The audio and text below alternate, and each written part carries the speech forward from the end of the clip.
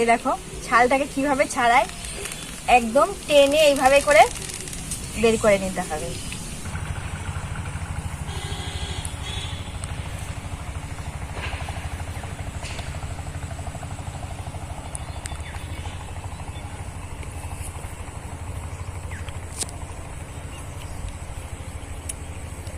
নমস্কার বন্ধুরা, আজ আমি একটা মাছের রেসিপি নিয়ে চলে এসেছি।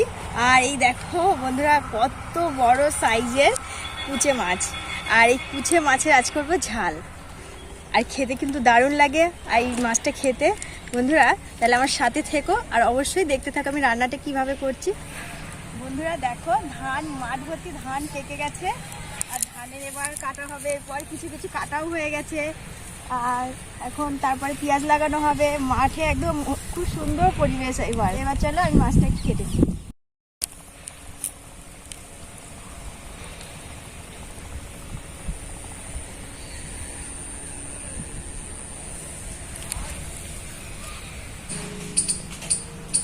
দেখো বন্ধুরা, কত বড় মাছটা।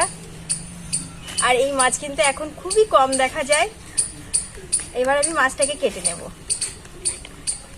এটা থাক, আগে এটা কেটে নিই ছোটটা।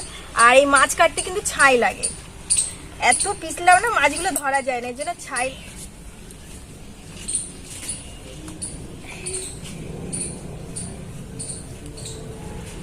এই মাছের ছালটাকে পুরো ছাড়িয়ে ফেলতে হয়।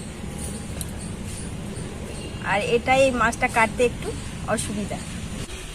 এই দেখো ছালটাকে কিভাবে ছাড়ায়, একদম টেনে এইভাবে করে বের করে নিতে হবে। আর ছাই না হলে কিন্তু হয় না এই মাছের। এই দেখো, দেখেছো কত সুন্দর। এই দেখো পরিষ্কার হয়ে গেল। আর এটাকে এবার আমি একদম গলা থেকে এবার বড় মাছটাকে ছাড়িয়ে নেব একইভাবে।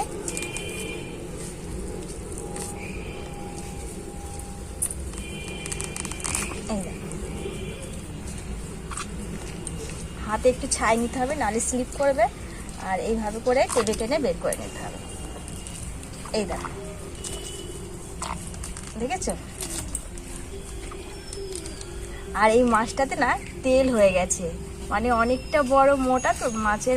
এই দেখো তেল হয়ে গেছে। বন্ধুরা এই যে একটা নাড়িভুড়ি থাকে, আর এই মাছখানকে এখান দিয়ে চিড়ে দিতে হবে, তাহলে সেটা বেরিয়ে যাবে। এই দেখো এরকম হাত দিয়ে একটু এরকম করবে, আর ভেতর থেকে সব নোংরাটা এইভাবে করে বের করে নিতে পারবে। এবার আমি এটাকে পিস পিস করে দেব।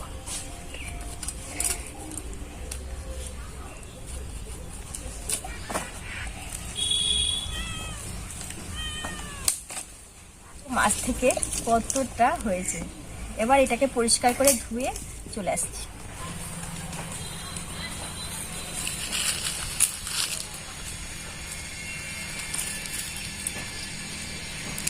এবার উনুনটাকে জেলে নেব।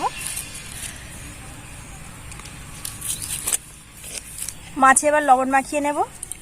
আর দেখো কত বড় বড় পিস হয়েছে। আর একটু হলুদ, খুব ভালো করে মিশিয়ে নেব। মাছ ভাজার জন্য কড়াইয়ের মধ্যে তেল দিয়ে দেবো। এবার মাছটাকে ভেজে নেব।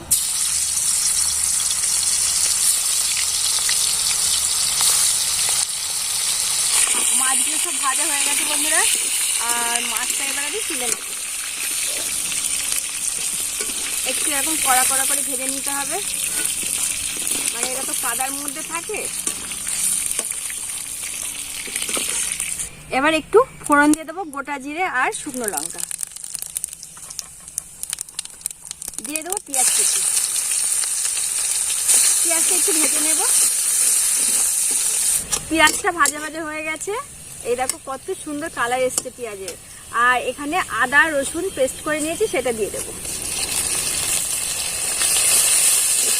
আর আদা রসুনটা একটু ভেজে ভেজে নেব। দিয়ে দেবো হলুদ গুঁড়ো 1 চামচ, লঙ্কা গুঁড়ো 1 চামচ, জিরে গুঁড়ো 1/2 চামচ, দিয়ে এবার মশলাটাকে কষিয়ে নেব। বন্ধুরা মশলাটা কষানো হয়ে গেছে আর মশলার গা থেকে কিন্তু তেলটাও ছেড়ে দিয়েছি। এবার আমি জল দিয়ে দেব, আর জলটা অল্প পরিমাণে দেবো, একটু কষা কষা হবে তো এর জন্য।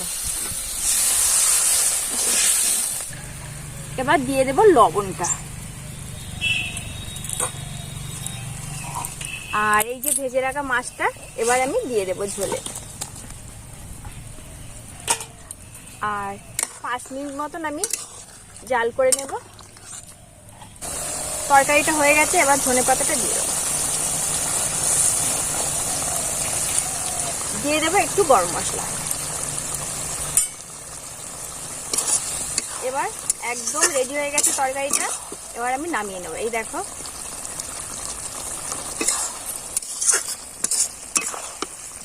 কত সুন্দর লাগছে, তরকারিটা নামিয়ে নেব।